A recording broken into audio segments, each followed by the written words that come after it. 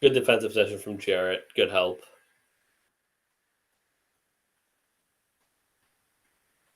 Good offensive rebound. Good stuff. Go into the free throw line. You'll take that. Those are some frustrating fouls if you're the Jazz. Like, they're not egregious. They're definitely fouls, but they're fouls from like being aggressive. So like it's just kind of frustrating.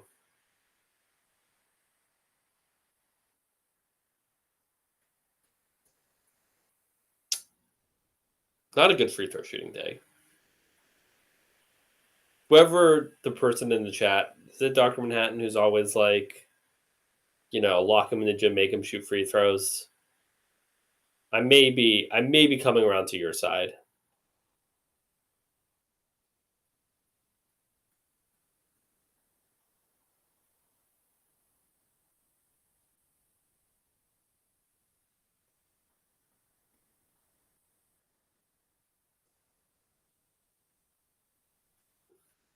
I mean, they were definitely okay with giving up that shot. Max Strus just stared at him.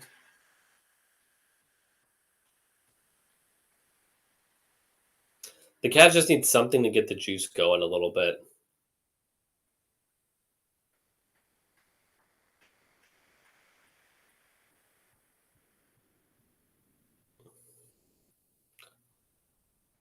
Mmm.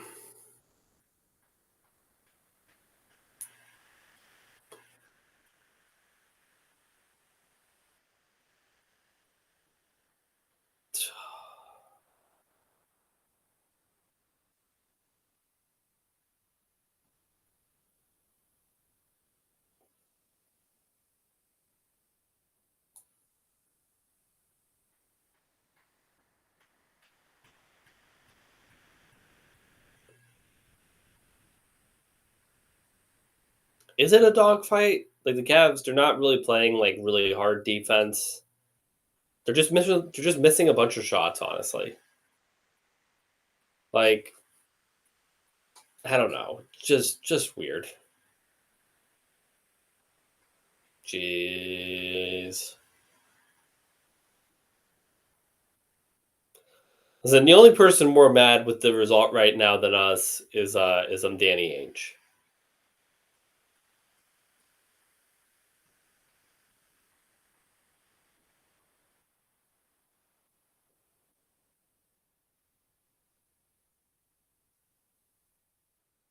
I think Darius tried to sell that. Good fallout from Jarrett. Darius is in a slump. Jeez. Darius just hasn't had any mojo recently. I feel like he's a very you don't want to project too much. I feel like he's an emotional player. Darius just got completely lost on that screen there. Just died on the screen. Gave up an open three. He was complaining for a foul. Looks like there could have been a foul, but either way, you just can't have that. Darius just has been playing with no juice recently. Good, good two straight possessions from Jarrett. Like to see that somebody do something for this Cavs team.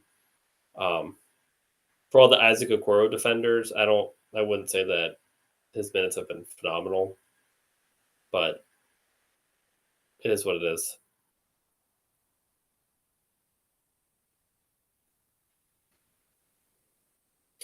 Like he's playing with no confidence, and then he's not getting any of his shots to go. So then he's going to take a shot from like just a foot inside from the logo, like that.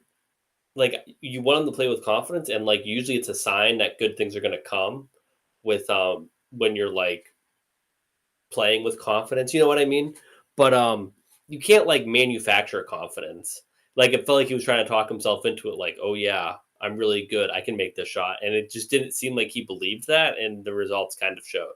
So it's just like just a very unserious effort from the Cavs, and if they're going to give an unserious effort, why should we get seriously mad?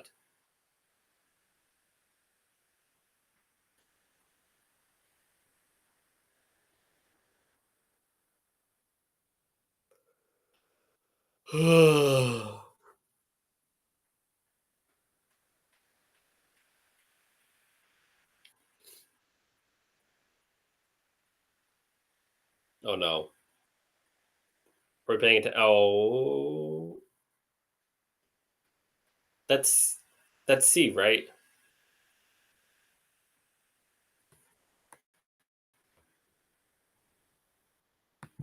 Duh, it's C.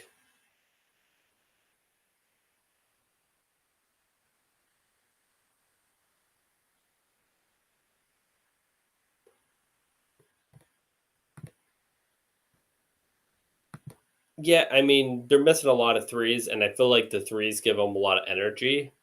And it's like, oh, I wasn't paying attention. The threes give them a lot of energy. It's also like it feels like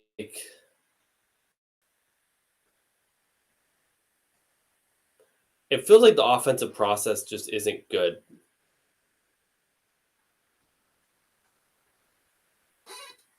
Like, there you go, Dan. I am very proud of you. That's pretty sweet. You should give $500. If I could give out $500, I would. So Dan is him. Nobody else from the chat was trying.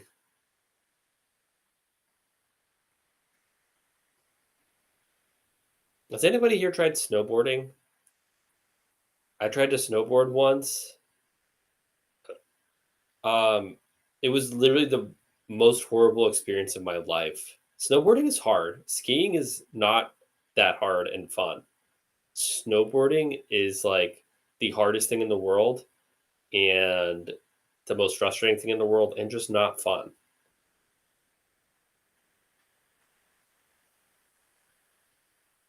You do feel cool standing around with a snowboard, though. We'll tell you that. So that's something to keep in mind. But do not go snowboarding. All right, 2-3 zone. Cavs have the core four and Hunter out there.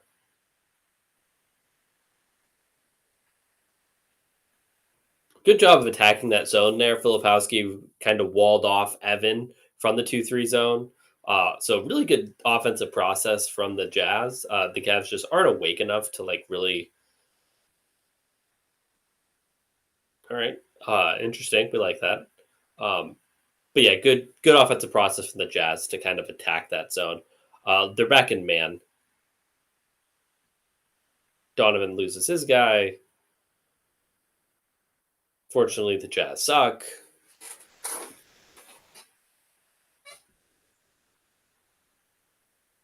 Good pass. Couldn't corral it.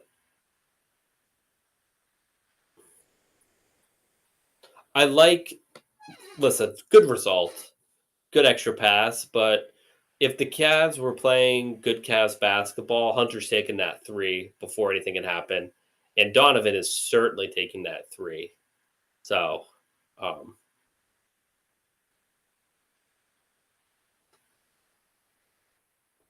yeah, Darius' first triple double. He like wasn't it? It was like right after he started playing with Rajon Rondo. Rajon Rondo was like, "Hey, it's important for like guards to get rebounds," and he's like, "Oh, word, let me go get 10 real quick and never get more than like 3 rebounds in a game for the rest of my career." So I thought that was going to be like a turning point where it was like, oh yeah, like if I go and crash and get rebounds, then I can run out in transition and like really set up the offense like that. But that just literally never happened. So wild stuff. But I was excited for that one game. The Jazz suck. The Cavs are so fortunate the Jazz are a bad team. Good take from Darius.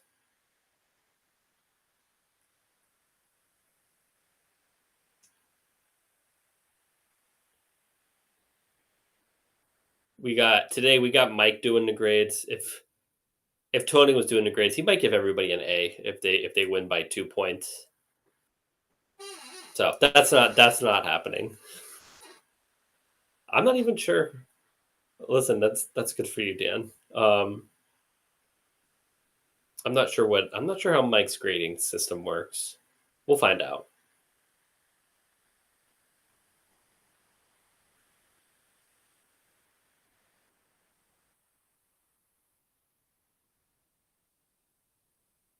Yeah, maybe.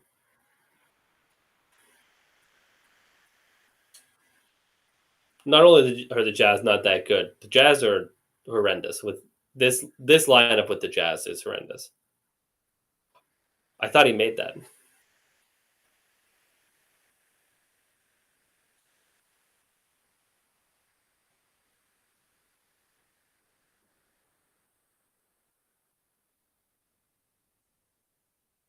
He definitely was going up before the foul. So if there's one person you can count on to like greatly overreact to any type of screen, it's Colin. Such a Colin's such a bad but overactive defender.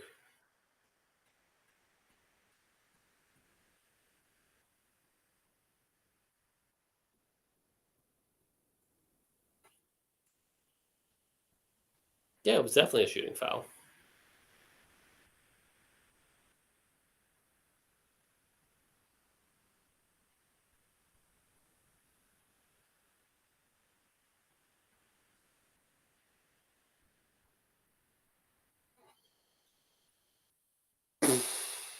Oh, brother. Like, they're just so lucky the Jazz suck. There you go. Good finish from Donovan.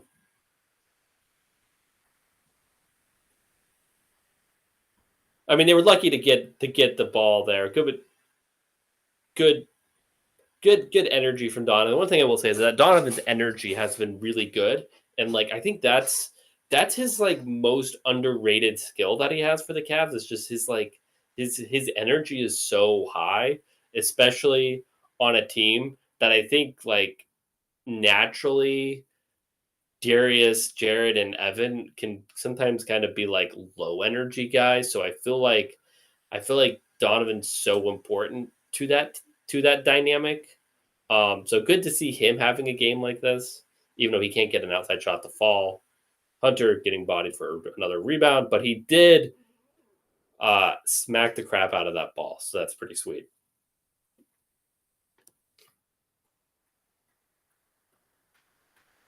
One thing I will say is that this isn't as bad of a like the Cavs aren't like an awful free throw shooting team, but it does speak to how much of a shooting funk they're in that they're not even making free throws.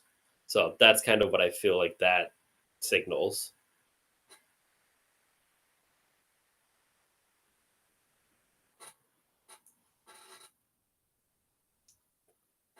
Jarrett, how's it going?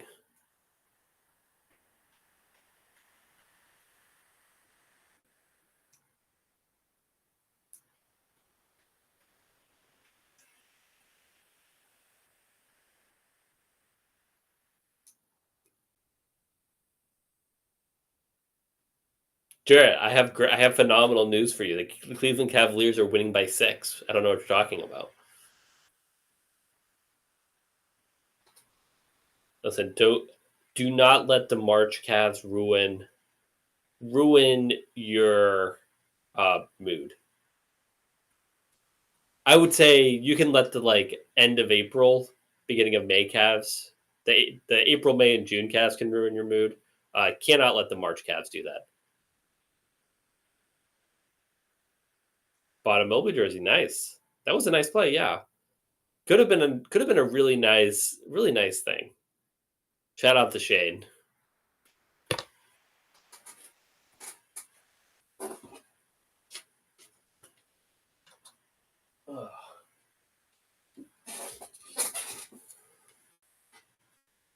Was this a great Cavs calf? Absolutely no. Do we all want to fall asleep? Yes. What will I write about? uh, yeah. I mean, they still have to do a lot more losing, Jarrett, for them to lose to 1 seed. Okay, they have to do a lot more losing, which they could, I guess, but they have to do a lot more.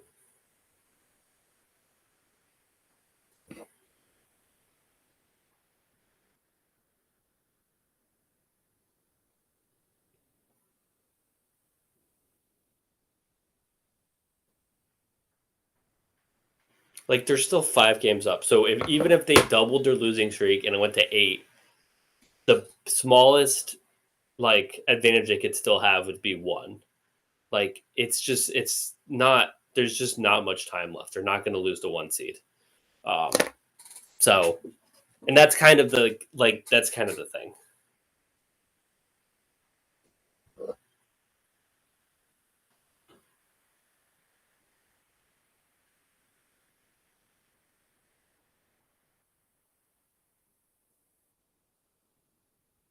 All right. What other? We can check in on Dan's Pistons, his favorite team.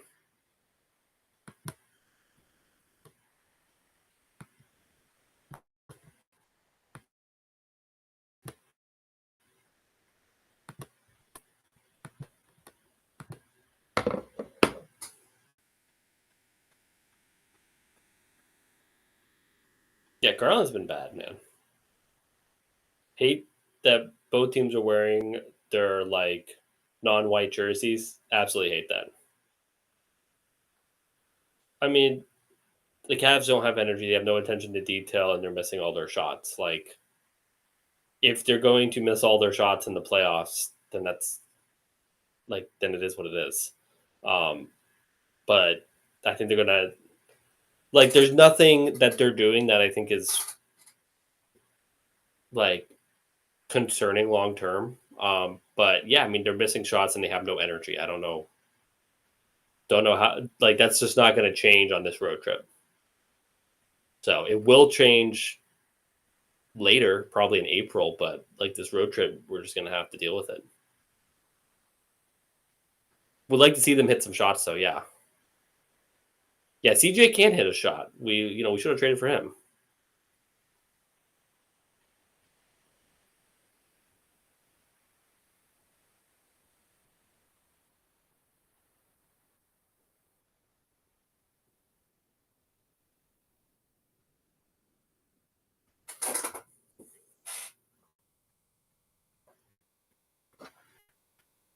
Let's look at some stats here from this lovely game. The Cavs are winning 51-45.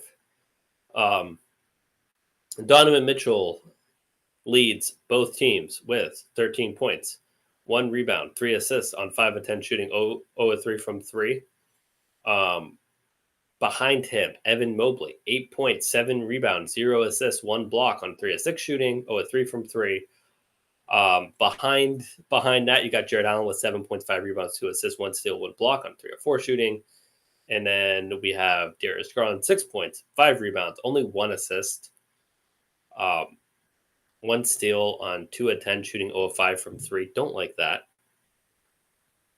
And then we have Ty Jerome, 6 points, 1 rebound, 1 assist on 2 of 3 shooting. DeAndre Hunter, six points, 4 rebounds. Really only 3 rebounds. But 4 rebounds on 2 of 7 shooting, 1 of 5 from 3.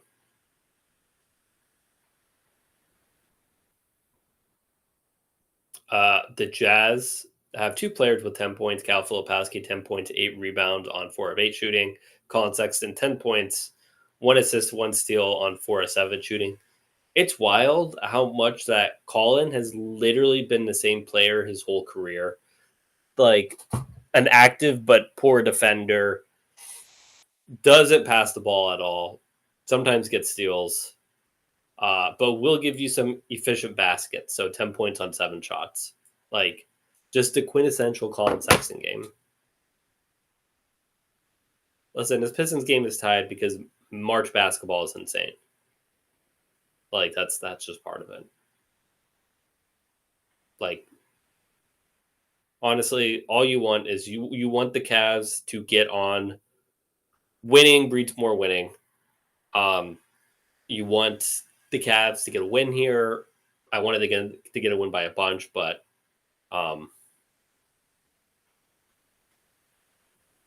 yeah, I mean the Cavs also do have the 3rd best record in March or something like that, or at least after the All-Star break. I don't know about March in particular, but anyway, just you sometimes get some weird March results.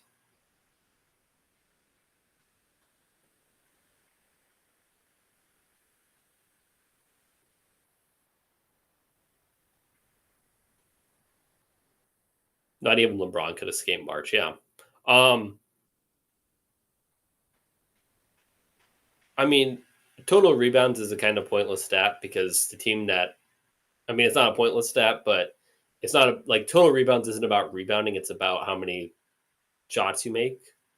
So like the more shots you make, the less rebound chances they have. So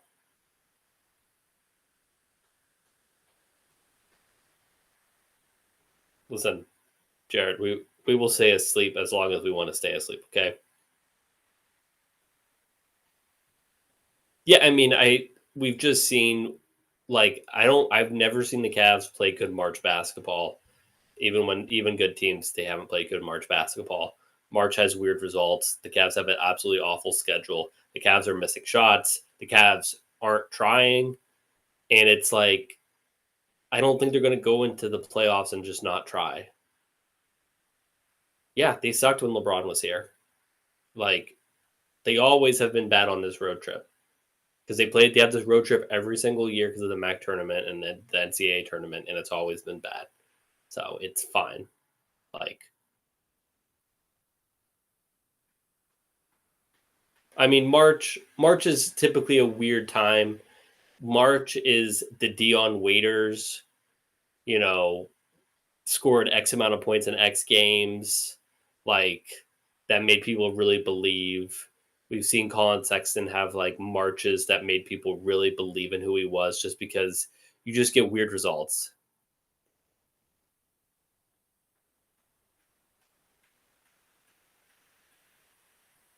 Listen, are we the coaches though? Like we're not the coaches. I don't you know what I mean? Like I don't, you know. So just saying this is how it's going to be. We can be mad about it, or we can just kind of understand that like, hey, this is probably going to keep going until probably next weekend. I feel like the Cavs are going to be playing a lot better.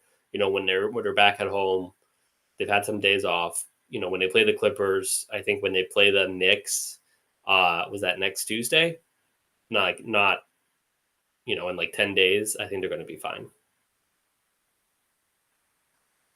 Listen, old kid, if you don't think the guys aren't trying, like let's watch some of these defensive rotations. There are no defensive rotations. So there's just no attention to detail. It's fine.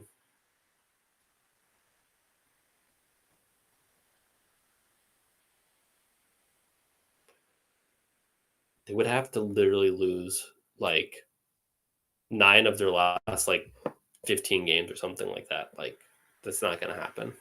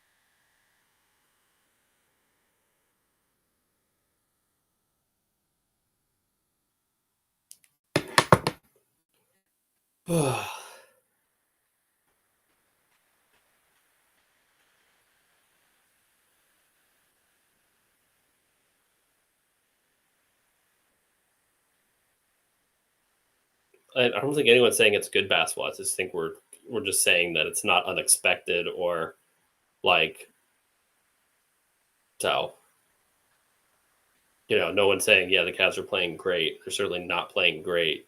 Nothing that I've said on the stream so far would lead you to believe that they're playing great. Just saying it's not exactly like what happens now is not going to affect too much what happens like in April and May and potentially June.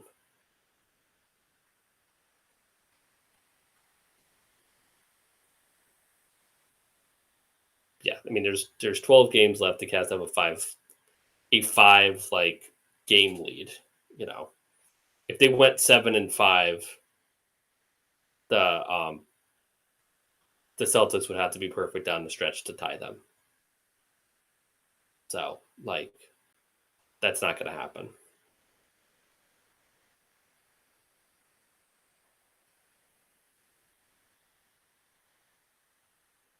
Yeah, because they haven't hit a shot the last 4 games.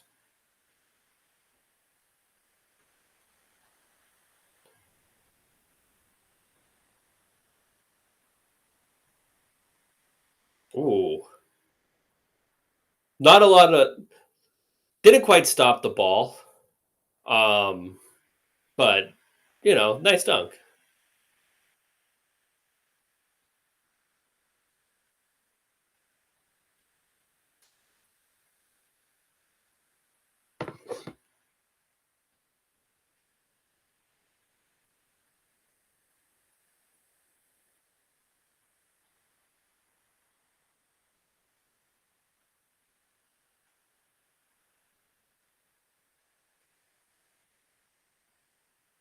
So Cavs game hasn't started back up yet.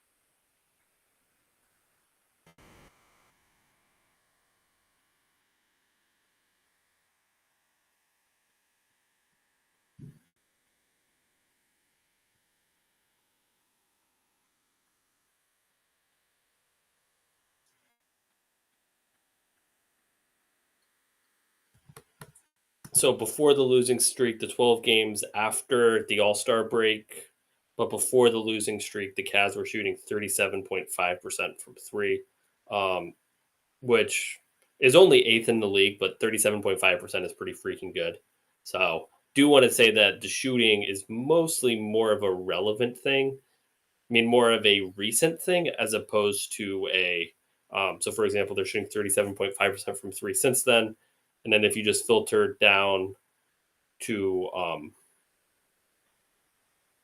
what their percentage is now from 3 point, like overall is 38.7%. So like it's they're shooting a little lower, but it's not like that has been something that has been the case um all season, or at least like after the All-Star break. Really, that's more of just a during this stretch they're just not hitting any shots.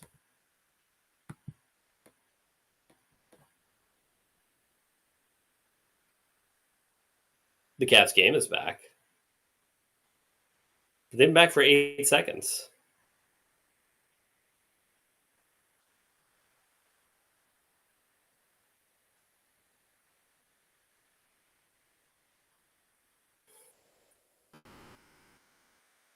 Yeah, just missed 11 seconds there. It's wild. They just had to get one more add in.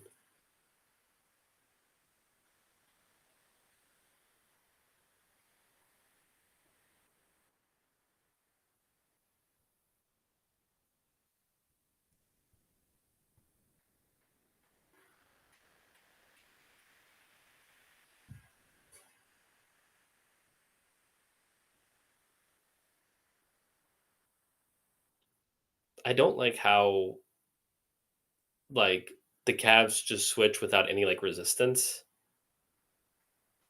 because you just end up with these weird mismatches around the court, and like I feel like that's one of the things that's been happening when we're talking about like them playing lazy and stuff like that, is just like lots of low effort switches that like they just haven't been doing when they're playing their best. And I think that's what kind of leads to a lot of their like offensive rebounding issues, is just like how they're switching and not fighting over screens and stuff.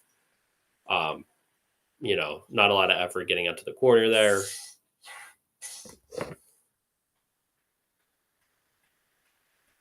Don't love that. Don't love that.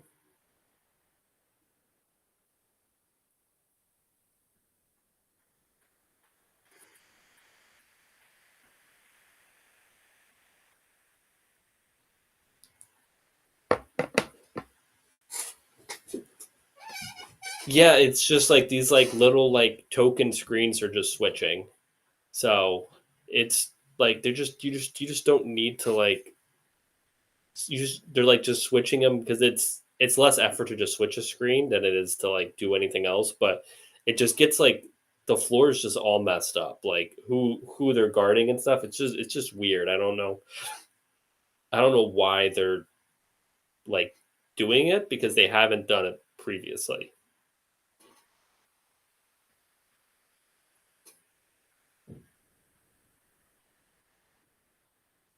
To take from Jarrett. Jarrett, you know, get Jarrett some more touches. Jarrett's been having a decent game. Hasn't made anything at the free throw line. Classic Colin Sexton pass. Um,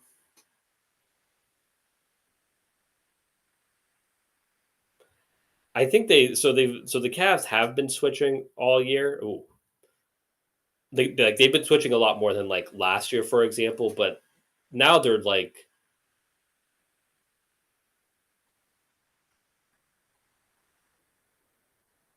take that to the basket. Ah, that sucks.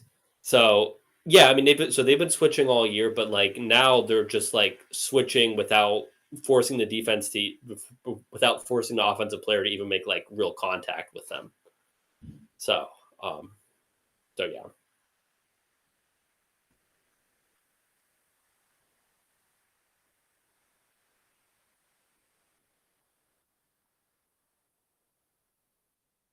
They just do not respect Kessler at all. Have no respect for Kessler.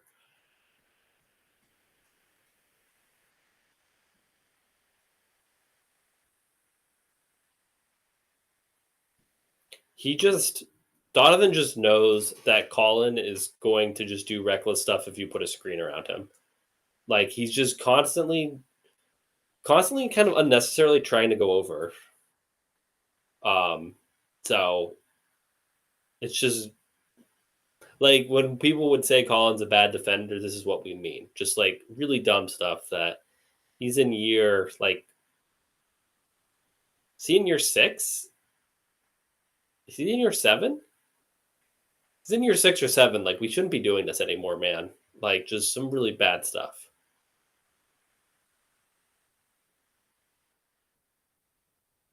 7, yeah.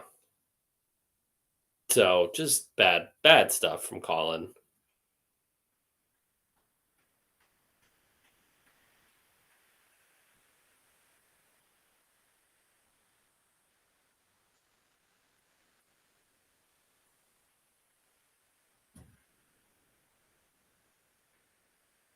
You also didn't see the Thunder win 15 games twice this year. So, I guess it's just a matter of perspective.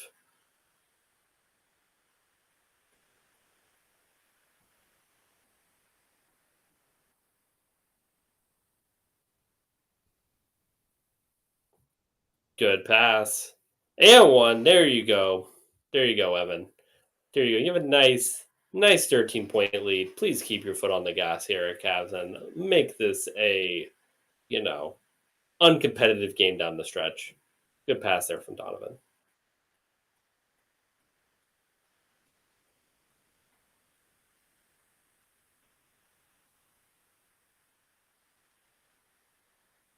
Did they make that free throw?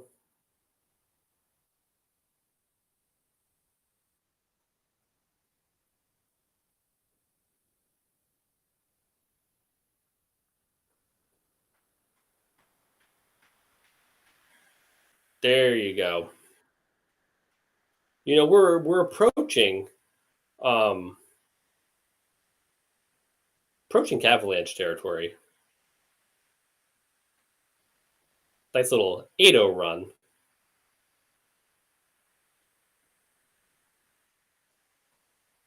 Good defense from Evan. There you go. Get another one here, guys. Good. Do something. Oh, that would have been nice. Good offensive rebound. Darius, please. There you go. Darius is back. He's not back, but he did hit a shot. So there we go. All is well. 19-point lead. The Cavs are playing Cavalier basketball again. Did I see him dancing for the ball? No, I didn't.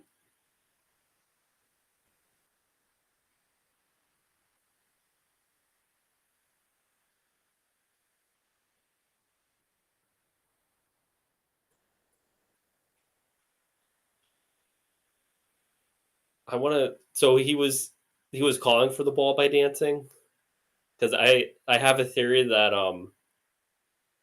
like you know the Cavs are undefeated when Darius skips at any point during a basketball game, and if he did skip, then we can just call this game.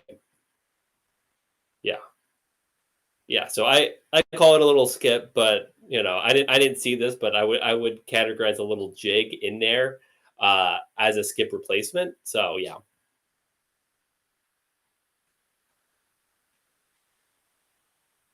Dr. Manhattan, what does a Cavalier smell like?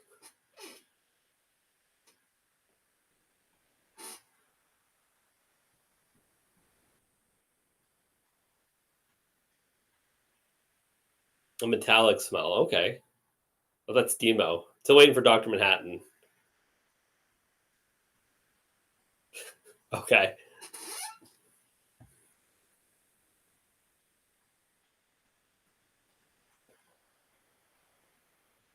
See, if Moondog brought out a golf club, he would have put on the vest and everything. It's a nice swing, though. That's a good swing from the mascot, whatever the mascot's name is. Good swing. So put that back on.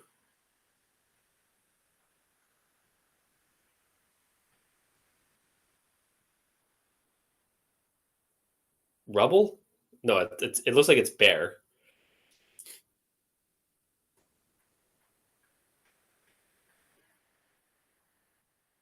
Those yellow Jazz uniforms are absolutely disgusting. Oh, Donovan and Bear. Love to see that. That's the only guy that's still within the Jazz organization from when Donovan was there like 4 years ago.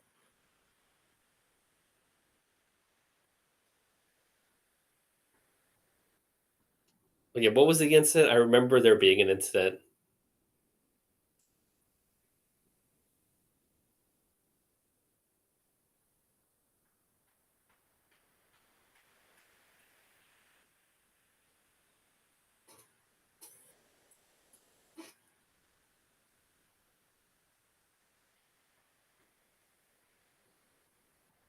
Yeah, good pass from Donovan. Good pass from Darius as well. That's good stuff. Dinger. Oh,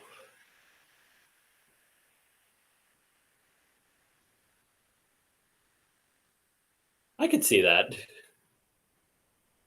Oh, you hate that. It should be like an advantage situation. Listen, the Pirate Parrot needs to be in there, Demo. I will defend the Pirate Parrot. It's the only good thing the Pirates have besides Paul Skeens. But the Pirate Parrot's not going to get traded away or signed elsewhere.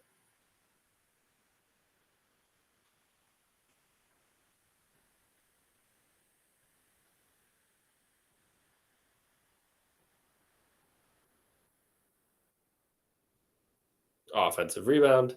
Good. Take inside. Oh! Durr.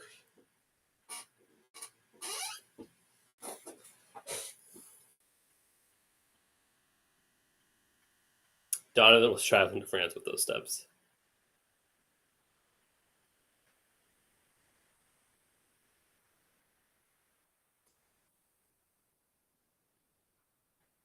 Evan Mobley, just unbelievable. Hit this. Swing it. Jarrett! There you go. Evan is absolutely cooking. A 15-0 run.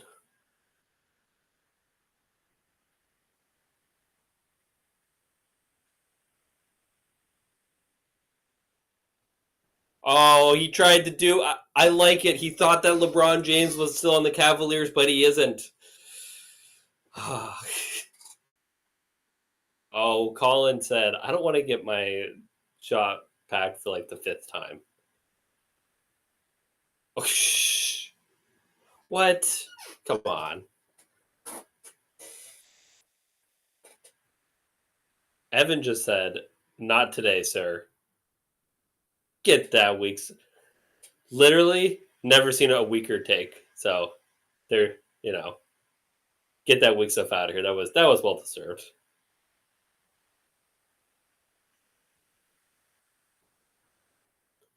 Really makes you wonder who Colin Sexton's playing for today.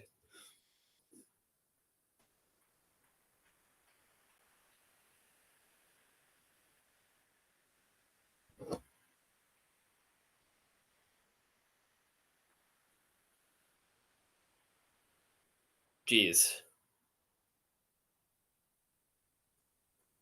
That's it. That's stupid. That shouldn't be allowed. That shouldn't be how they get their first points of the half. Like, that's stupid. Can't do that.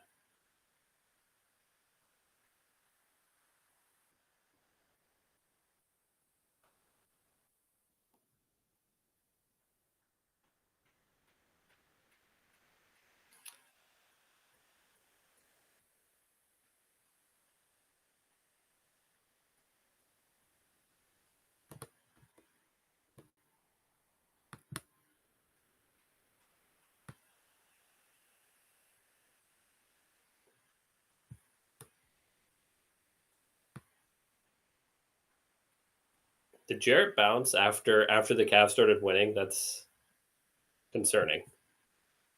Jarrett, you gotta stay here.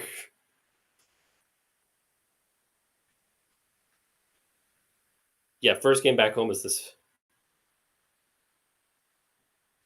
Maybe we'd have to. Maybe a hater. Maybe a 90.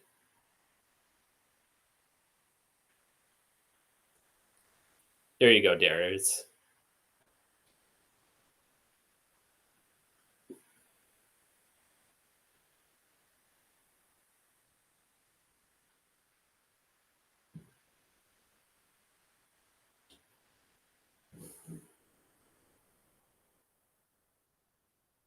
Cavs LQ, that's a really good question. I honestly wouldn't be kind of two minds because they really like the Donovan Ev minutes a lot. But I think it would make sense to at least experiment a little bit. They have like you're at this point in the season, it's almost like you've already made up your mind that you're not going to really experiment with that. Because if you were, you would have done it already. Because there's only 11 games left after today. So it's like, yeah, you're not going to do that. What I would be more so when they're in these funks. Oh, good strip from Darius.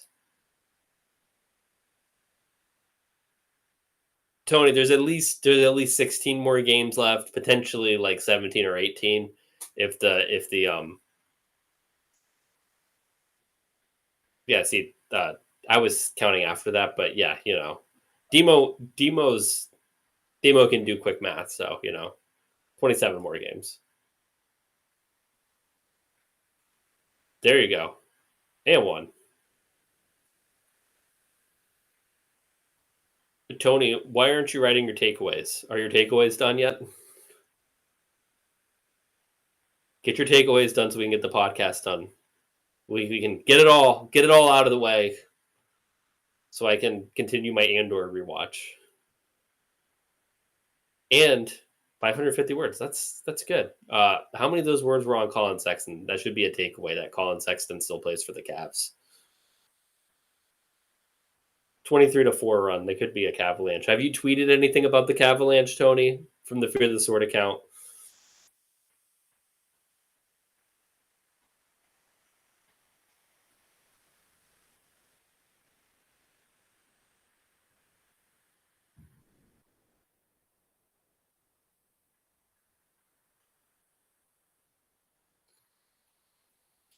I was never okay. I was a big wristband guy when I was younger.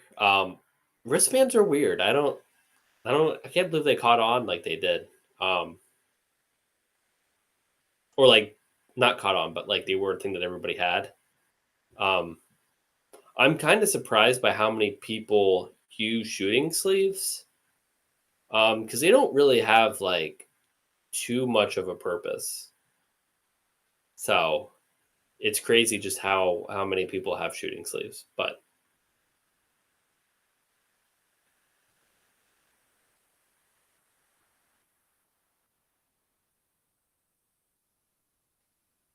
right, they do have the purpose. Jarrett! Oh, Jarrett, I don't know if we were up by that much. I don't know if we were up by that much, Jarrett. Oh, Tony, congrats on your mom being able to keep her home. That's pretty sweet. Wanted to say that because we were concerned about your mother's home.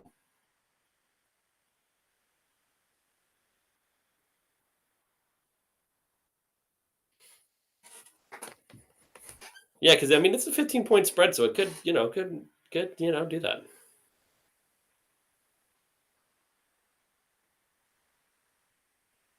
Samuel,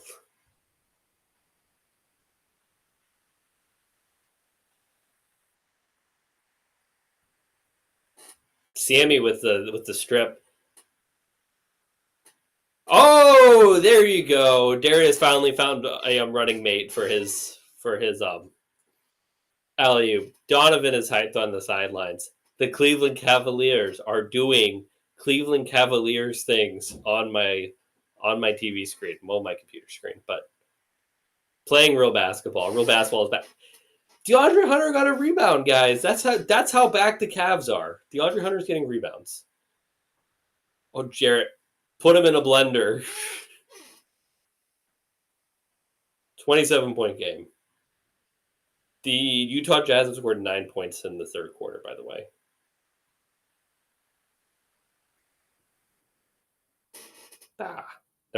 Nevertheless.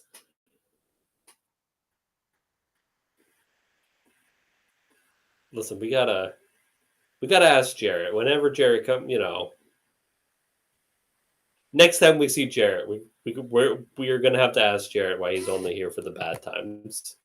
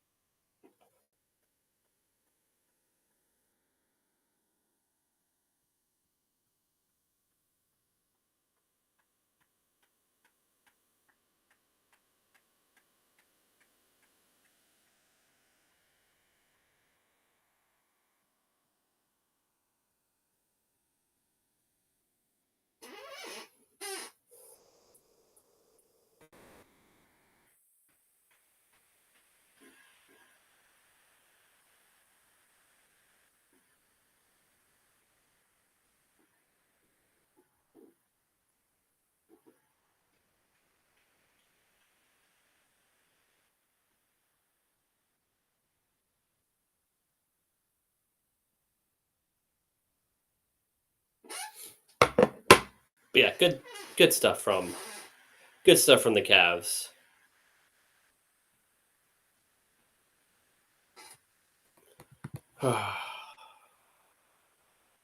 30-12 is nice.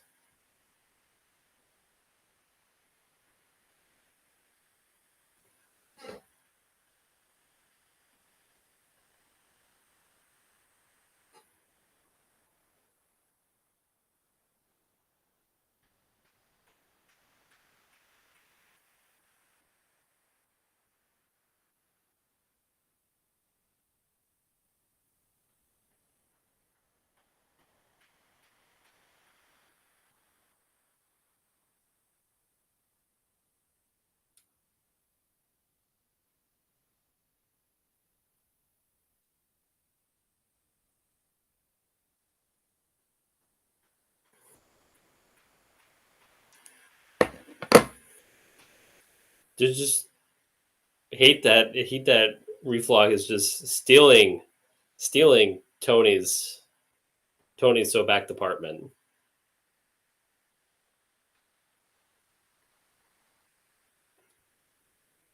Cavs are playing so good they decided to put Isaac Okoro in the game.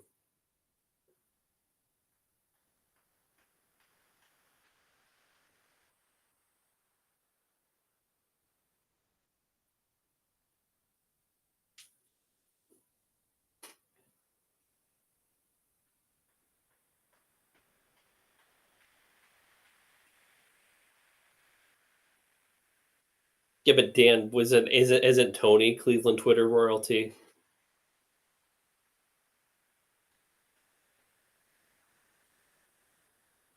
Kenny may be an Isaac hater.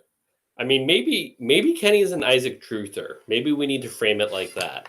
Okay, I think that's the framing that we need to start using with Isaac. Um, and then I think we could be a lot better. Tony is not a part of the mafia, guys. I'm sorry, Mr. Pasta. It's not, no, but that's good. That's good for him.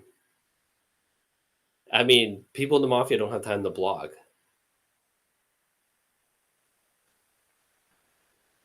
Dan, I'm Italian. People forget. Sam with another strip. DeAndre Hunter with another easy basket. Yeah. Listen, there's, you know, we can, and my family's not just Italians; they're Italians from Youngstown. So that's like a step up or a step down, depending on your perspective. So we can talk about that during a non-Cavs game sometime.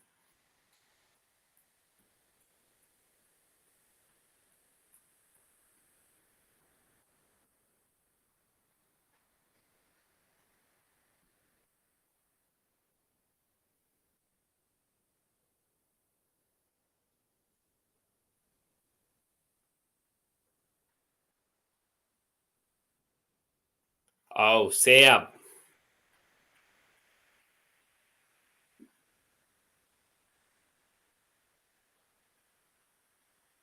is he challenging? Oh, he got the go ahead, so he should be. Listen, they would be leading the league, but they don't always listen to my guy Alex. Sometimes Kenny calls too many ISOs. Listen, usually the ISOs are because of Sam. Sam keeps leading him astray.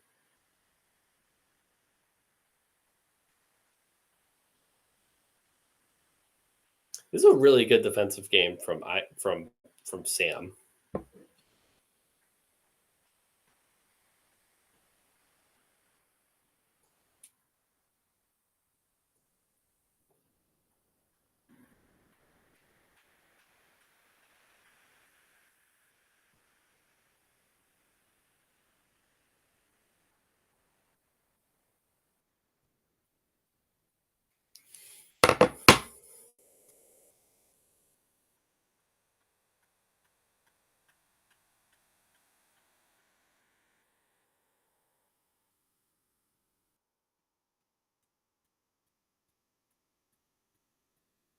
Yeah, Sam has good hands. He's always in the right spot. I texted Tony that because we're talking about what we're going to write about. I said I can do a Sam defensive breakdown for Fear the Sword, and Tony replied, "Let's not get carried away." Why is Tony trying to keep me from flying? He's just keeping me. Yeah, Tony's being a hater. I don't appreciate that.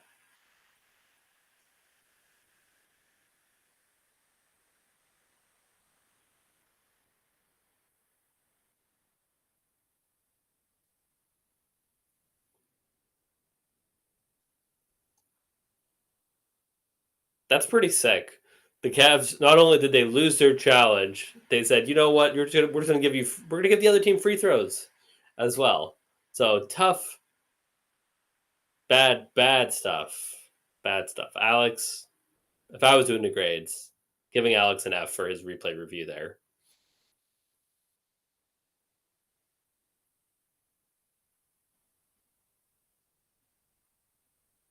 I'm actually not doing the I'm not doing the grades today. Alex is the replay guy.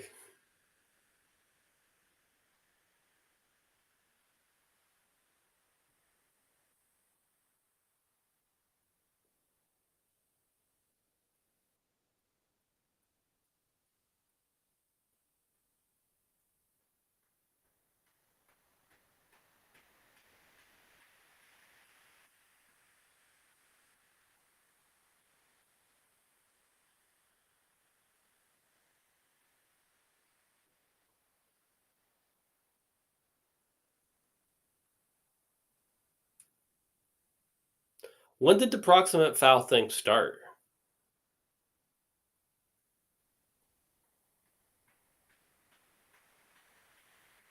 Ooh, tie. Chill guy.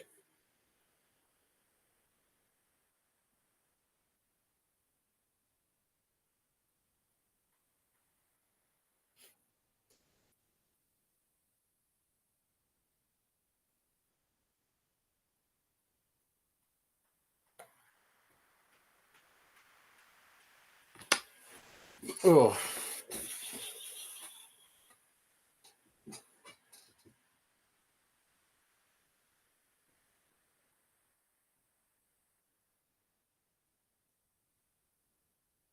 Cavs just obliterated the Jazz this quarter. Give it to him. Oh. Sam! Sam. No, Sam's going to get a steal here.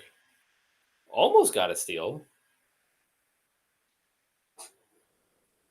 He needed to get the steal just so I could write about him because Tony's a hater.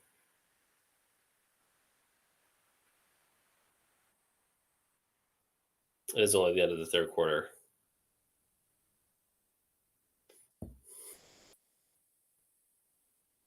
Listen, time stands still during Cavalanches.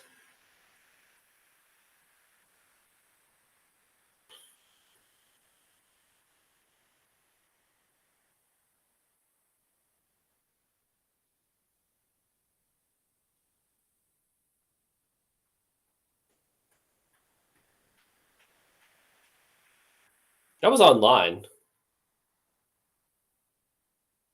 Yeah, Bummer Tyson's out. The two-way guys are playing the charge. Oh, see. Oh.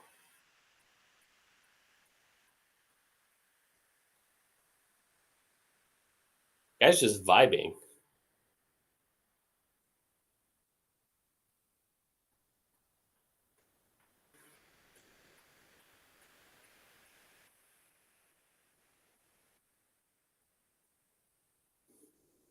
Everybody in the state of Utah gets free Chick-fil-A if they miss two free throws in the fourth quarter. That's crazy.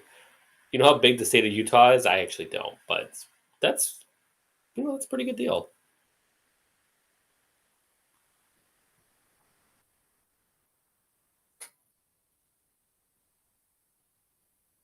Dr. Manhattan, you should go out and get some after the game.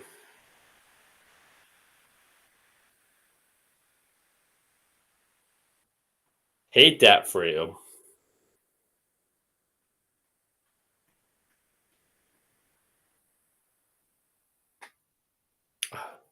The Cavs in 2008 when they did the free chalupa after 100 points, that was number one.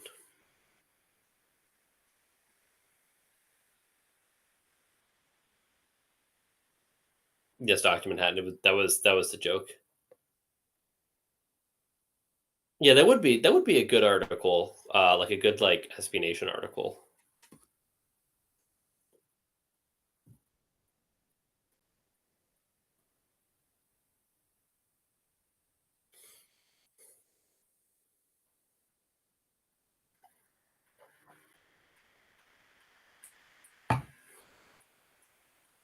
The hype videos just don't hit the same when you're down 25.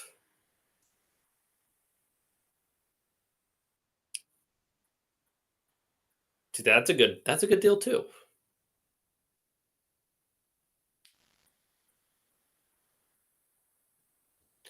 Whoa. I like Burger King's fries a lot, actually. I like Burger King's fries. I like crispier fries.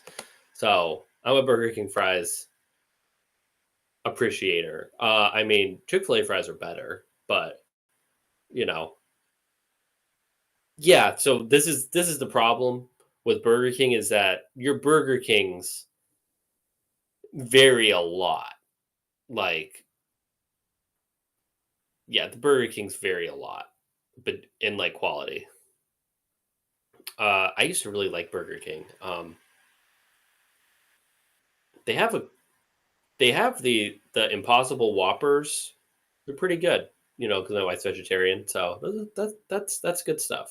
But everything else, the Whopper is fine. It is a lot of mayo and like onions, though. Um, so I get it. Yeah, the Impossible Whopper is pretty good. So, yeah, I'm not a McDonald's fries person. I don't like the mushy fries. Mushy fries are just no for me. Um, I haven't gone to Wendy's in probably 10 years, so I have no idea what their fries are like.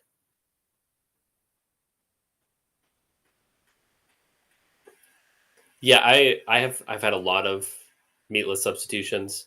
Um, the impossible anything that's impossible is usually pretty good. Good take from Isaac.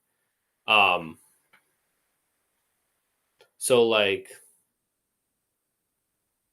um, burgers are you probably the best meatless thing, and impossible burgers are usually pretty good.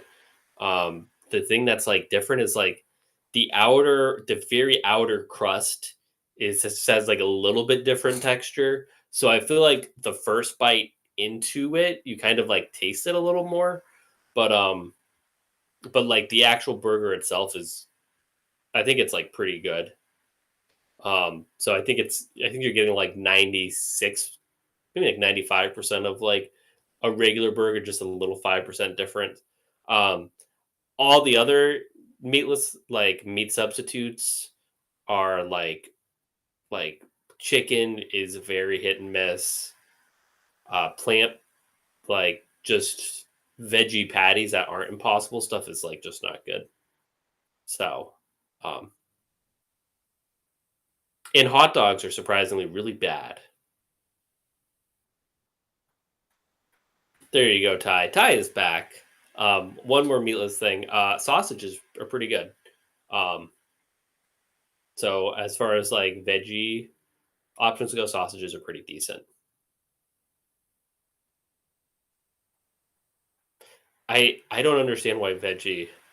I don't understand how veggie hot dogs are so bad because like hot dogs are so fake anyway. So you think it should be good, right? So it should be good. Um, I'm not a vegetarian, but I eat a lot of vegetarian food because of my wife. Um, Do I like Indian food? I'm not a huge Indian food guy. I'm coming around on it, but not naturally a huge Indian food guy. But I'm coming around. They do have good vegetarian options though. With the what's that called? Yeah, good vegetarian options.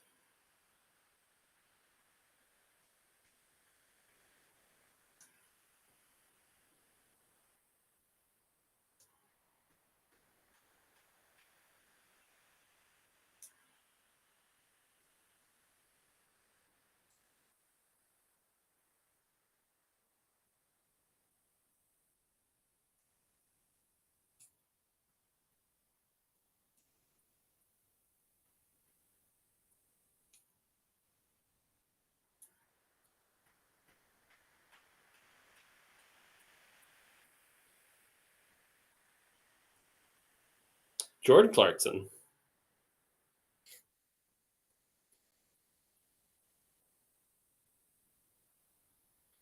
early Craig Porter Jr. minutes. Good, good to see DeAndre Hunter have a pretty solid game. Had a really rough first half. Kept shooting 22% from three. That's wild. That was a walk. Yeah, there we go.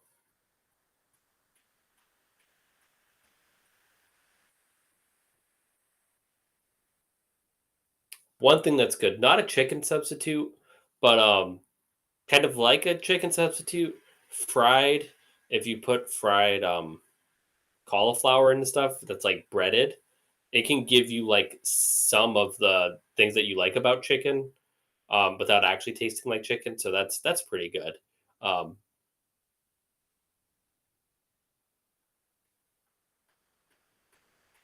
yeah, so like my wife sometimes will get like fried cauliflower in like a burrito bowl, and like if it's like has the right sauce on it and stuff, it doesn't taste like chicken, but it kind of gives you some of that feel.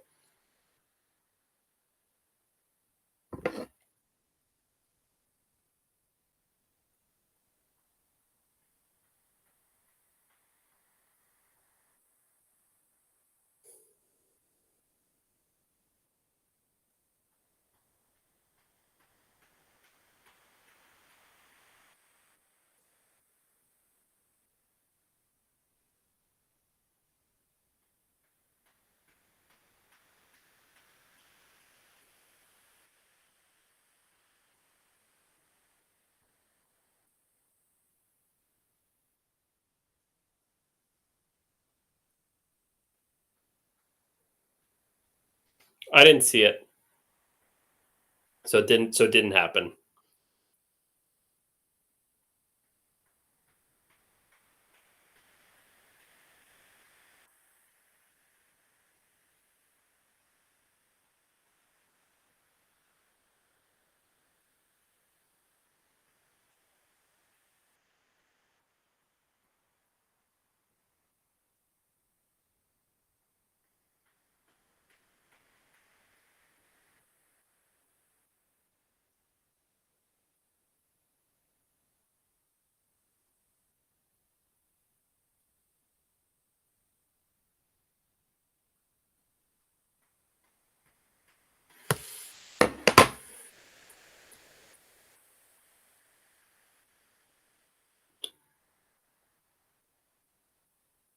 Yeah, the Impossible Walker is pretty solid.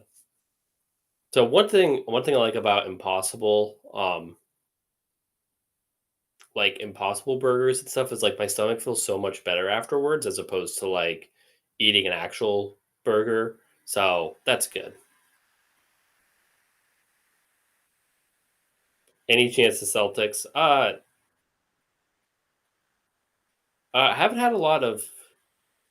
Haven't had a lot of eggplant stuff. I've had some. It's been good, but yeah.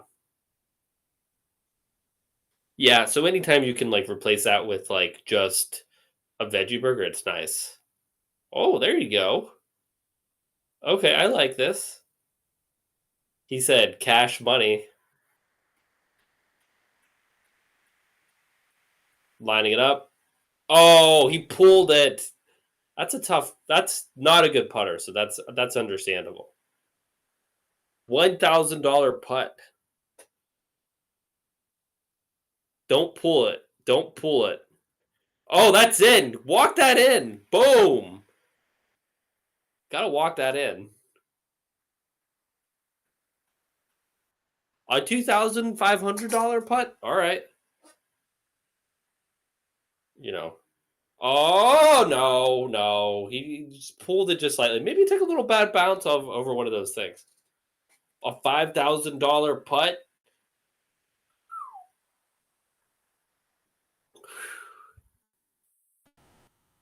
Yeah, that's rude. Oh, he wants the noise.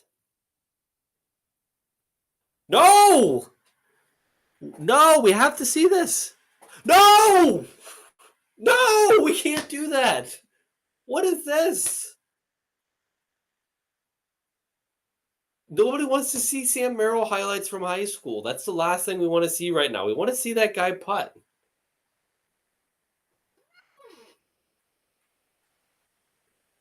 Sam just getting buckets on these small white Utah kids.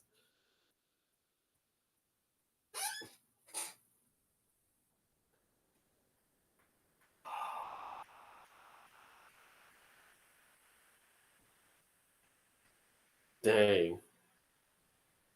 That's so tough.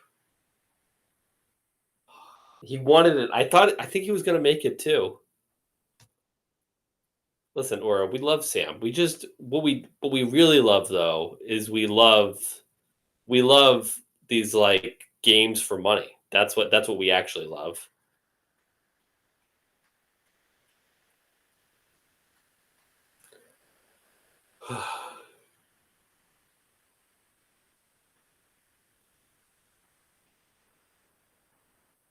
Sam, we missed that putt, and you're not even going to make a shot.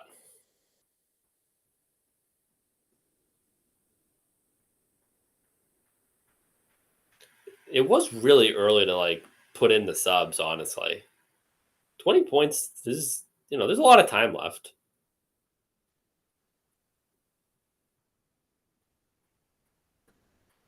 Didn't see it, Demo. Sorry. Good stuff from Sam and Javante Green.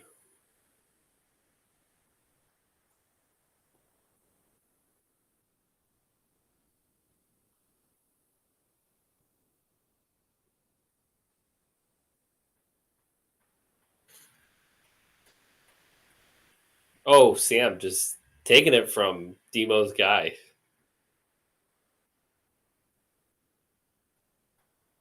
Oh, I like that. Yeah, what are they doing? That's a great question.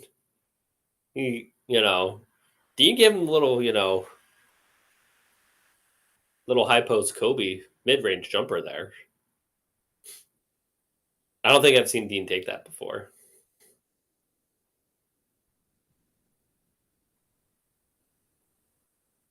I just can't believe we didn't see that putt.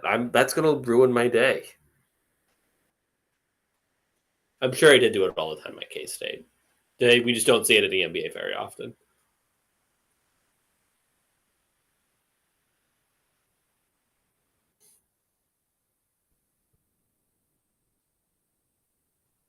Oh, good hands, Craig.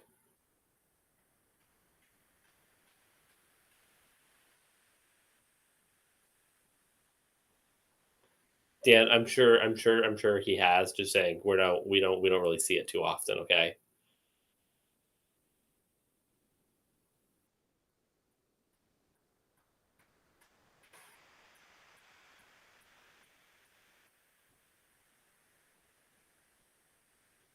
Yeah, they have no test games. They have nothing. Like they literally have nothing to play for.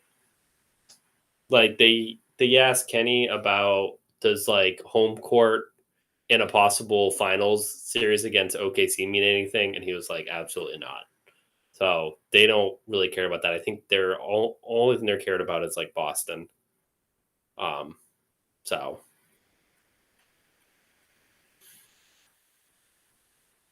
yeah, I think they're probably gonna play all the starters and stuff for that last game against the Knicks, but I don't know about those games against the Pacers, if they're going to even like do anything for those games. Like, are their starters going to be playing? They're probably going to have everything wrapped up.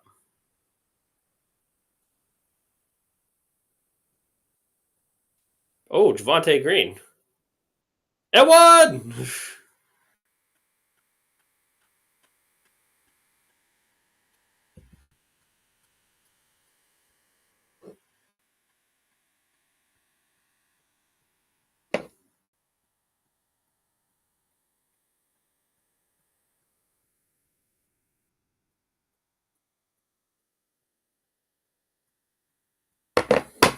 Those arms aren't really long.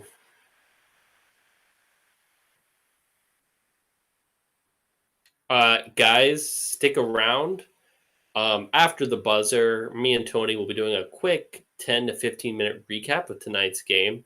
We'll also be going up on YouTube later, Tony's YouTube. So if you want to stick around for that, you can do that.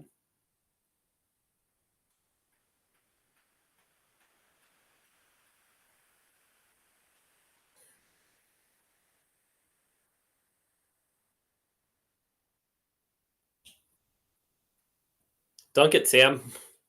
Unbelievable. Oh, Dean. Pulling it. You like that. You like that confidence.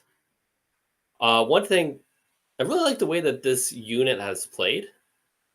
So I think that when we were talking about like when should the Cavs have tried to experiment with some weird things during this little funk that they've had, I think the answer is yes. I think the garbage time units stink because that's mostly like Tristan Thompson related. But if you have like Dean Wade in the garbage time unit, I don't know if it's like a pure garbage time unit. So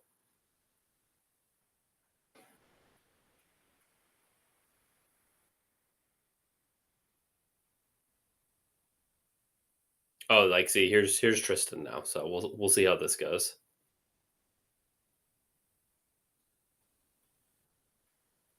Oh, Sam.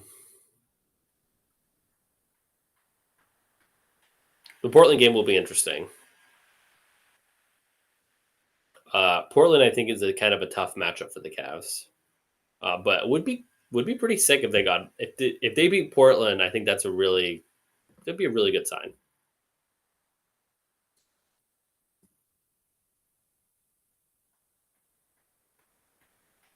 Yeah, Cavs. Okay, I think that it's not impossible for them to lose against the Trailblazers because the Trailblazers are a really good team. Not a really good team. Sorry, they're just a tough matchup with the way that they play. Their ability to go small, just have wings everywhere. I think they're a team that if the Cavs don't come out sharp, they're a team that can give the Cavs problems. So, um, yeah, they're like one of those sneaky good teams, and sneaky good in a way that can like really mess with the Cavs.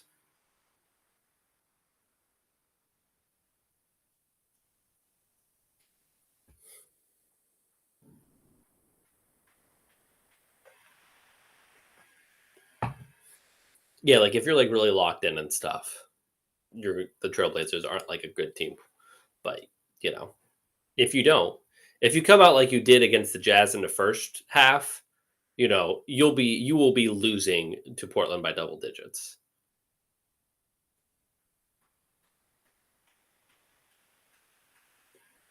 Ooh, Okoro may get the over under. Over under at 7.5. That's a lot of points. Would have definitely hammered the under there.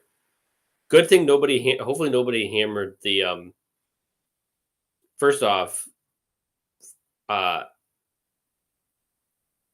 Tony predicted 3+3s from Isaac, which would have just been insane.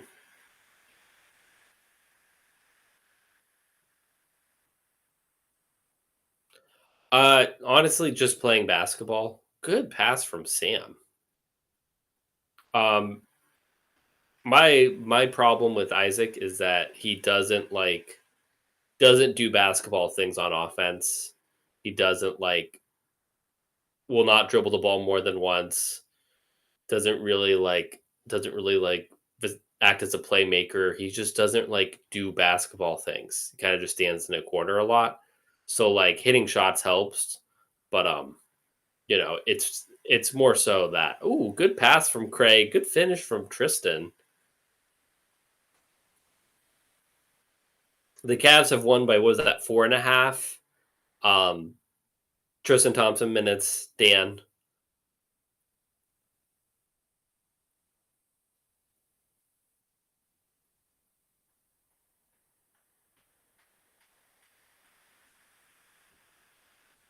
Yeah, so again, everyone hang around.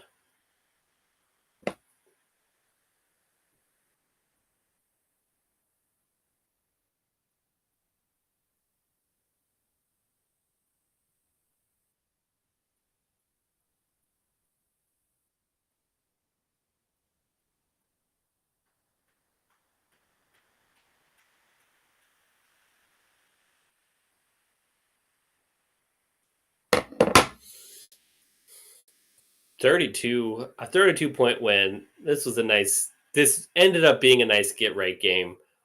Thankfully we all had halftime to really, angst about it. So yeah, but yeah, good stuff.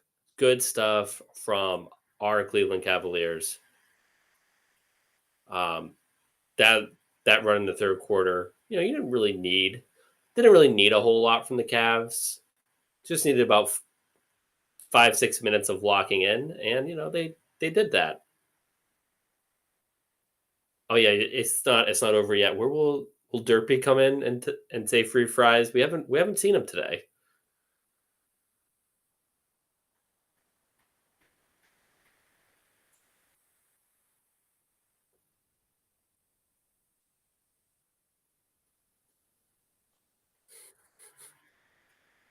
Jalen Tyson is hurt and was unavailable for today's game.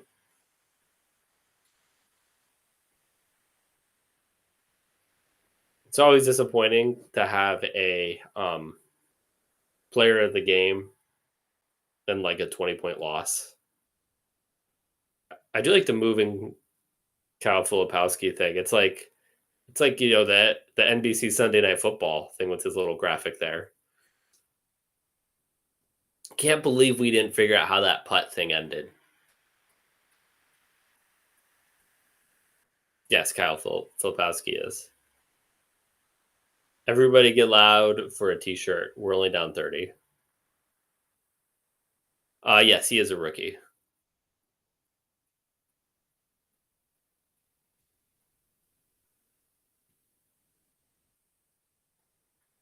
Was AC locked in, or was he locked in on the San Merrill hats? Well, he's a big golfer, so AC was actually locked in. Should have had AC out there putting for $5,000.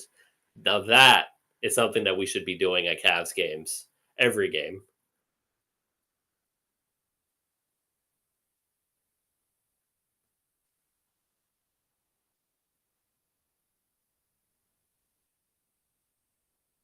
There we go, Dan, doing the good work there.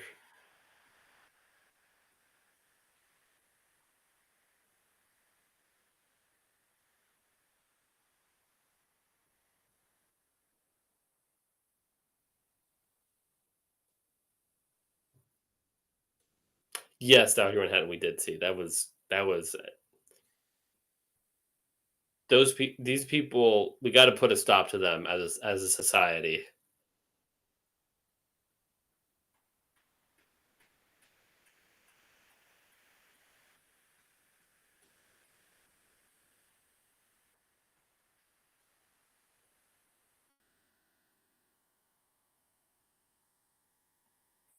Cavs LQ, you cannot blame Mr. Cavalier for any of the losing. You can't do that. You can blame me. You can blame Tony.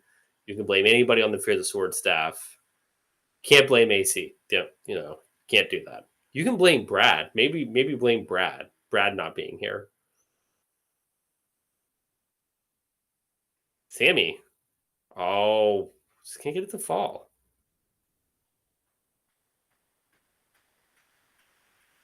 Yeah, the timestamps were crazy. Why was he rubbing the banana peel on his face? That's what I didn't understand. The banana peel on the face. Thank you, Dan. Appreciate it. you doing the on-the-ground reporting that we desperately need. So if he ever texts back, just let the group know. Dan with the spoiler just got so excited. It's okay. Hello. Hello. Who would have thought they can still win basketball games? You were like, I have to stay on because I have to fill out all the stats, and now you're just like, yeah. Well, no, I just have to add the final they final shot score from the 3-point line and the final score.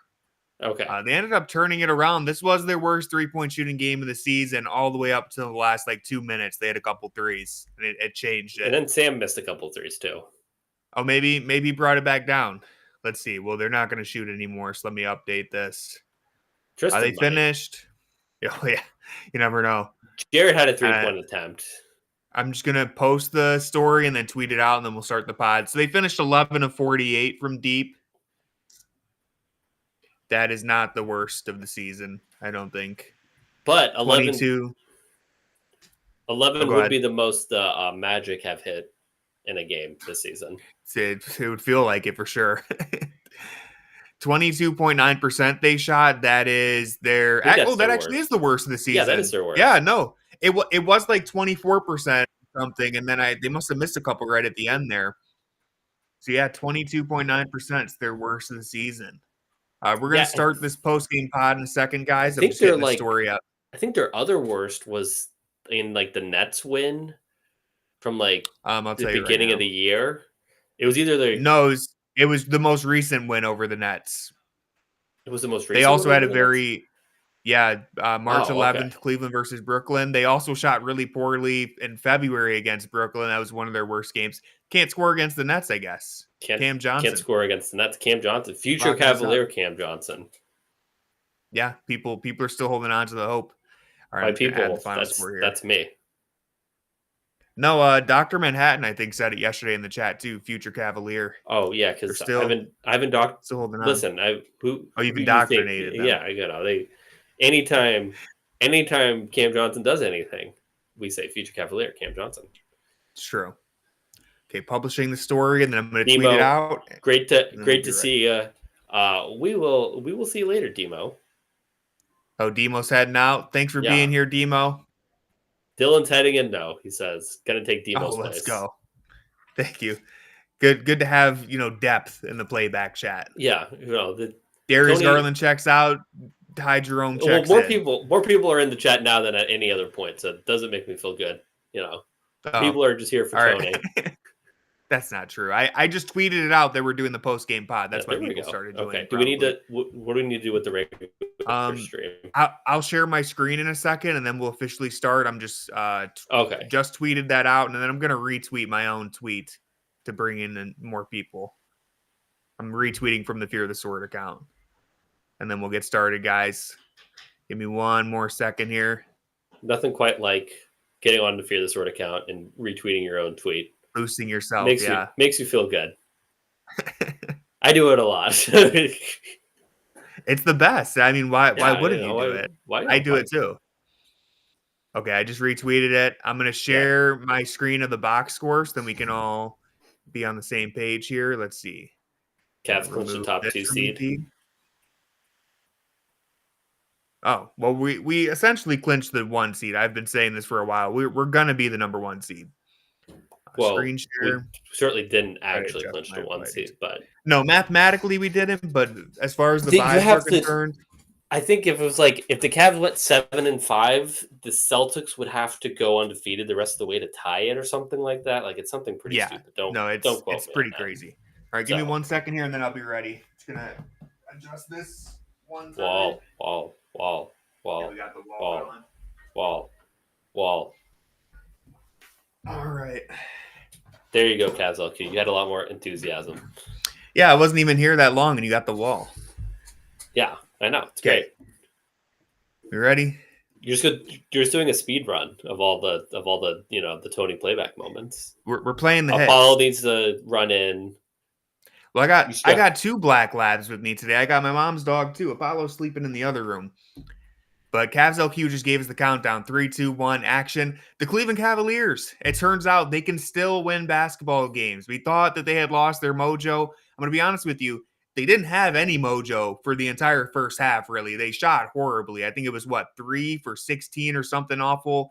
This team could not hit a three. Might actually think it was worse than that. Hold on. I have it in the takeaways here.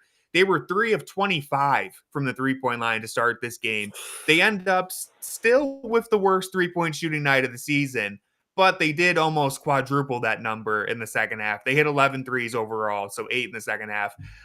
You know what? It was a little bit of a tale of two halves. They definitely whooped the Jazz in the second half. I said, thank God for the Utah Jazz, because any other opponent probably managed to take advantage of how bad we were to start. But Jackson, what are your overall takeaways? The Cavs finally get back in the win column. I mean, this is just a game the Cavs needed to have. You can't lose. I mean, you can lose 5 straight games, but it would be tough to swallow losing to a Jazz team that was without Lauri Markkanen, a bad Jazz team that is playing without Lauri Markkanen.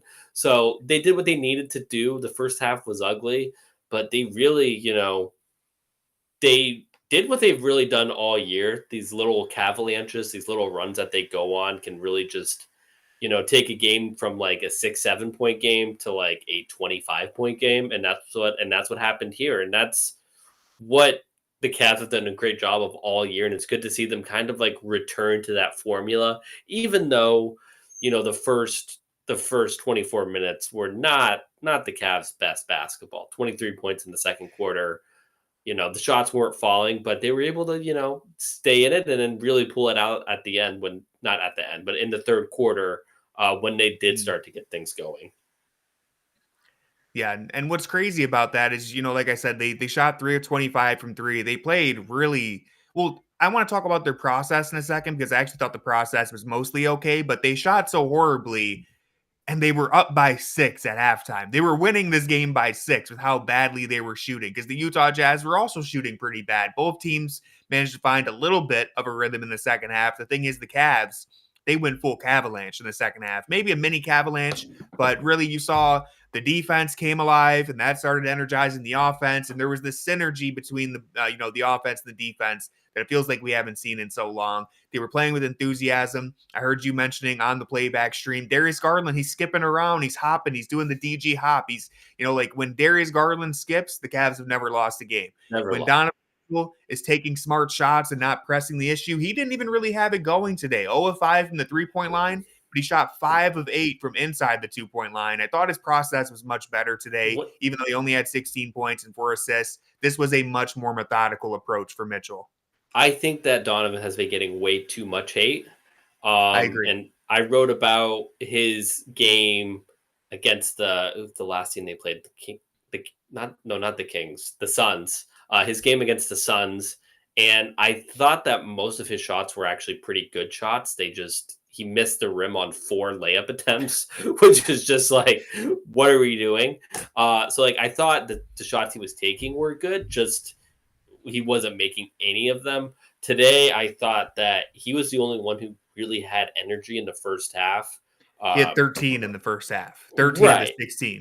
Yeah, and 5 of 10 shooting. Most of those misses came from beyond the arc. So I don't think the Cavs are winning at halftime if they don't have his energy. I thought he would play with a lot of energy out there. One of the things that has made Donovan such a good fit with this core is that I think that Jarrett, Darius, and Evan are all, I don't want to say they're low energy guys, but they're not high energy guys. I wouldn't classify them as super high motor guys. And I feel like Donovan can be a high motor guy. And I think we saw that in the first half, and his scoring just carried them to the point where they could get a Cavalier. And Donovan didn't score a bunch during that third quarter run, but they're not in the position for that run if it's not for him. Yeah, I mean, like I said, his process in that first half, the scoring, only 13 points in the first half, but again, they only had 23 points in the second quarter altogether. So no one was really scoring. He was giving them just enough to give them a little bit of a cushion, keep them in a position where in the second half, once guys started going, now it's a Cavalier. Now we're rolling. Whereas if you enter the halftime and you're down by 10, like they have a couple times recently, the vibes are just a lot different. Donovan Mitchell, I thought, did a really good job of that. His leadership, taking the accountability, saying I need to be better, and then coming out. And like I said, this is one of the better process games he's had in a little while. I do think he's been overhated. I think there's been a little too much of criticizing him for hero ball. He has played a lot of hero ball recently, and the shot selection hasn't always been great, but that's also what he's here to do. Like, I trust Donovan Mitchell to shoot himself out of a slump. With that said, today he didn't take that approach. Today he basically just picked his spots pretty well. Didn't hit any three-pointers, which is unfortunate, but they were all pretty good looks. The baseball passes one-handed. I thought he did a good job of getting the Utah Jazz defense into rotation, kicking it out, and then you see the Cavs ball movement, find the best shot. Again, they didn't shoot the ball all that well, but one thing that they did do was adjust and start attacking the rim. Jarrett Allen finally had a very good game, 18 points on 8 of 11 shooting. He took a three-pointer, got a little crazy with it in the third or fourth quarter. Yeah, I heard you on the stream. You're like, I don't know if we're up by enough points to do that, but he let it fly anyways. 6 rebounds, 4 assists. Jarrett Allen, very aggressive tonight. After, I wouldn't say he got beat up by some Western Conference big men, but he definitely wasn't winning his matchups in previous games. Tonight, he won his matchup. It was close. It depends on which game you're talking about. Yeah. But in this one, Jarrett Allen comes out. He's aggressive. They didn't have an answer for him in the paint. Same thing with Evan Mobley. He only, Evan Mobley, 4 of 10 from the field, but he went 0 of 4 from the three-point line. So really he shot 4 of 6 inside the paint. There was a play that Austin Carr pointed out. Shout out to Austin Carr on the broadcast for this West Coast road trip. It's been nice to see. He pointed out Evan Mobley, I forget who, I think it was Filipowski guarding him. He just dribbles under the baseline, keeps his dribble alive. He's just hunting for a shot. Like, okay, I didn't have the first look. I'm going to keep my dribble alive. And then finally gets some daylight, takes the shot and makes it. And that's something that Evan Mobley would not be that aggressive and that persistent at trying to find his own shot in years past. But this year he was like, no, this is my matchup. I'm going to get a bucket on this guy. Even if it doesn't immediately materialize, I'm going to keep working until I get a good look. He did that a couple times today. And him and Allen, just the difference makers. We talk about Mitchell keeping them afloat. Mobley and Allen giving you some easy points in the paint when you're struggling to hit anything from deep. That also gives you a bit of a cushion to work with. Yeah, I don't want to glance over what Jarrett Allen did, especially in that third quarter. I thought he did, he had 11 points. And one of the things he was the Avalanche in many ways. Yeah, and one of the things that I think sometimes is the most frustrating part with Jarrett is that even because he is getting less minutes with the DeAndre Hunter trade, he's probably the one who's sacrificed the most minutes because of that. One of the things that's frustrated me is that he hasn't been aggressive in his moments. Even if you're getting, say you're getting 7-8 shot attempts a game, be aggressive when you do get the ball. And he was aggressive when he got the ball today. And it's when he is aggressive, it's just a nice reminder of how good of a player he is. We had that stretch, keep going back to that stretch last year when Evan and DG were injured, but it's you saw that, Jarrett can be a top 10 center in this league, and he can be an all-star caliber player. And those skills haven't gone away. It's just that sometimes he just recedes into the background just a little too much. And then when he does get the ball, it's these little sky hooks and stuff like that aren't really the best part of his game. So today it was really good to see him hey, I have my moment. I have an opportunity. I'm going to be really aggressive in how I attack. So great stuff from Jarrett. Yeah, very happy with the way Jarrett Allen played today. I know Mitchell's been struggling. Garland hasn't been shooting the ball well from 3, but Allen being in a bit of a slump on top of all that has not made things any easier. So him coming out, being a team high plus 31, tied with Garland there. Really big minutes from him. Again, just the easy scoring in the paint in a game where you were really struggling from 3 for most of it. That goes a long way to establishing a rhythm. And I do think in that third quarter, especially, the Cavs looked like themselves. This looked like the Cavs that we've been waiting to see or waiting to return. Again, the energy, both sides of the floor, they're moving the ball around. The defense is scrambling. I know it's against the Utah Jazz, but listen, I wrote this in the takeaways. A win against the Jazz is worth the same amount in the standings as a win against the Thunder. Does it mean as much? Hell no. We're not going to pretend it does. But when you've lost your last 4 games, You had to get a win somehow, and blowing them out feels a whole lot better than getting into another dogfight with a team like the Jazz. So I'm very happy with how the Cavs played. Another thing that stands out, just looking at the box score, DeAndre Hunter and Ty Jerome combined for 27 points. Hunter, 15 points. He's been shooting the ball well. He's been scoring pretty well since he came to Cleveland. 6 rebounds for Hunter. And I noticed it in this game. He actually was attacking the glass. Not, he's not Josh Hart. He's not an amazing rebounder, but it's been a weak point for him this season, really for his whole career. And so seeing him actually dive, he has 2 offensive rebounds in there, which are kind of off of his own misses. So those are a little fluky. But the 4 defensive rebounds, he's actually diving in, boxing out, getting physical, going after the ball. And that's what it comes down to. You have to pursue the ball. And that's the reason why he's not been a good rebounder throughout his career, is that he doesn't have that motor. He doesn't really pursue the ball that often. Might take him a little while to develop that habit, or maybe not even develop that habit, but just make it more of an emphasis for him since he's never done it before. The Cavs need him to do it. They're going to keep, pounding it into his head. Hopefully he'll start to pay more attention to that. At least today, he did. This was a much better rebounding game from him, and a game where they could have gotten smashed on the glass if he wasn't paying attention. Yeah, there was one rebound where he came in from the perimeter and actually came down and moved people out of the way and just high pointed the ball. And it's you're 6'9", but you can do this. So I don't want to overreact to it, because 2 of those rebounds, one was an offensive rebound that he missed, Andre Drummond style, and got his offensive rebound, which is good, but I think he got an N1 on that play. Yeah, he did get an N1, so which was we'll take it, Drummond style. But so that's one of the things where it was a good sign that you saw him actually put an emphasis on that. Can he do that for repeated games? Because I feel like when he first came over, his attention to detail on defense and his defensive effort was pretty high, and I felt that during the stretch here. And even at parts in the first half today, his attention to detail and defensive effort was not high. So can he keep up this rebounding emphasis over multiple games? That'd be good to see. But it was just almost more frustrating, because it's hey, you have you have the physical capability of being a good rebounder. We shouldn't be having games where it's you look at the box score and it's 15 points, 4 or 7 from 3, and 1 rebound, and you're just what? How you that just can't happen. Mm-hmm. So good stuff from DeAndre. Yeah, I thought this was a good game. I thought that he definitely attacked the glass the way that you want him to. Obviously, you got to keep it up. Other than that, any other takes? We're going to wrap up here soon. Keep this quick. I will say Sam Merrill hitting a couple threes throughout this game. He shot 2 of 9, so it wasn't good.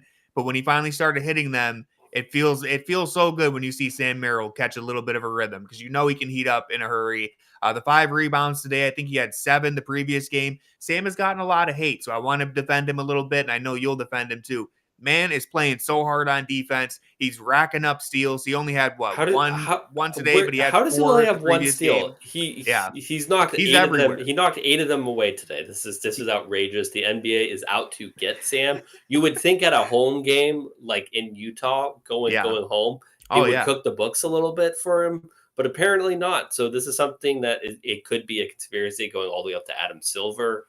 Going to have to look into that. May need to take some time away from just regular blogging so I can look into this further. So some things are bigger than basketball. Some things are bigger than basketball. But no, I think he had been struggling for a while, and that's why a lot of people have been kind of scapegoating Sam Merrill. I don't think Sam Merrill at any point has been the reason they're losing. Yes, he's had bad games. He's had bad moments. The 3-point shooting is what he's getting paid to do, and he hasn't exactly brought that to the level that we'd assume. But 5 assists, 5 rebounds. He's kind of doing everything that you need him to do, except for the one thing that he's supposed to do. I also do want to just say that the 8th man in the rotation is always going to be the heavily scrutinized one from a rotation standpoint, because the drop off usually between, especially on a team like the Cavs that is really deep, the drop off in skill level between your 8th, 9th, and 10th man is pretty minimal. So it's more so preference based or matchup based as to who would be the better option. So it's a lot easier when Sam misses some shots to say hey, we should be turning to Okoro, we should be turning to Wade. So I do want to say that, and I do think that they could have used more Isaac Okoro in the previous 2 games. So I want to acknowledge that too. But just that's something to keep in mind, that like the 8th guy is somebody who you're always going to want to like move out of your rotation. It's like every team that has a bad quarterback, the backup quarterback's always the better option, because it's like, yeah, we know that like this guy sucks, but that guy who it sucks worse, maybe he sucks less. So just something to keep in mind. One thing I did want to say on a serious note, Darius didn't get a shot going today, but I liked that he took 13 shots, which was the team high. So that's something that one of my problems in these Donovan Mitchell games where he's really struggled is that like Darius Garland would have like a cool like 5 for 10, and it's like, bro, in a game, in a 48-minute game, this is not a 48-minute game, this is a 32-minute game. In like a full 48-minute game, when the Cavs need scoring, like, Darius, please step up. And we've seen him step up. Like, his clutch time scoring has been really good. It's because he's like, when he gets the ball, he's like, hey, I'm going to be aggressive in getting to my spots and making, plays happen. Donovan kind of had to take over because Darius was just sort of, and I know, is it a chicken or the egg situation when it comes to that, but him not asserting himself in those moments has been pretty frustrating for me. And I've been writing about that in like my grades recently. Is like, Darius, he didn't play bad, but he also didn't step up. So you're gonna have to take something away from his grades. Today, I thought that he was assertive. Did he find a shot? No, we're still waiting for that. But this is I think this was a positive development. Yeah, no, I agree. I think Darius throughout the stretch has been good. He's been okay. Like, he's just kind of chilling in the passenger seat doing his thing. That's fine most nights, but the problem is Donovan Mitchell has been drunk and asleep behind the wheel. And it's like, at some point, Darius, you got to kick him out the driver's seat and take over for a minute, because Donovan is not getting the job done. But tonight, Donovan played good. Darius, no one had the 3-point shot going. I will say real quick before we end, Ty Jerome, good to see him hit 3 out of 4 threes. He's also been struggling to shoot recently. He came in and pulled one from like 26, 27 feet. I feel like one at first shot attempt of the game. I was like, all right, we might be back. Ty Jerome came in and hit a 27-footer. That's what I like to see. So overall, like I said, listen, you beat the Utah Jazz. It's nothing that, there's no championship parade happening right now, but you needed to stop the bleeding. You needed to get a win, and it just feels a whole lot better when you can say, hey, we're going into Tuesday's game against the Blazers. We won our last game, and we're not in the middle of a 4 or 5 game losing streak. So I'm feeling good again. I feel all right. Anyone who's freaking out, hitting the panic button, hopefully this calms you down just a bit. This next game against the Trailblazers could put us back in the water. It's going to be a difficult game. They've been playing really good basketball recently. One more game on the road, one more 10 o'clock game. We'll be streaming that on Playback, 10 p.m. on Tuesday. So make sure you guys are here for that. And I think that's all I have to say. Thank you guys for tuning in, watching this episode of the Junkyard Pod. I'll be streaming tomorrow's Monday's game. I think it's Lakers versus Pacers I'll be watching on Playback. So make sure you're following Fear the Sword on playback.tv. Make sure you're subscribed to the Junkyard Pod on YouTube. And until then, go Cavs. Go to freethesword.com. Tony has the takeaways. We'll have some breakdowns after this game. So, yeah, and I agree. Go Cavs. Thanks for coming on, Tony. Thanks for having me, Jackson. All right, guys. Everyone enjoy the rest of your day. Like Jackson said, make sure you go to fearthesword.com. We got plenty of great stuff coming.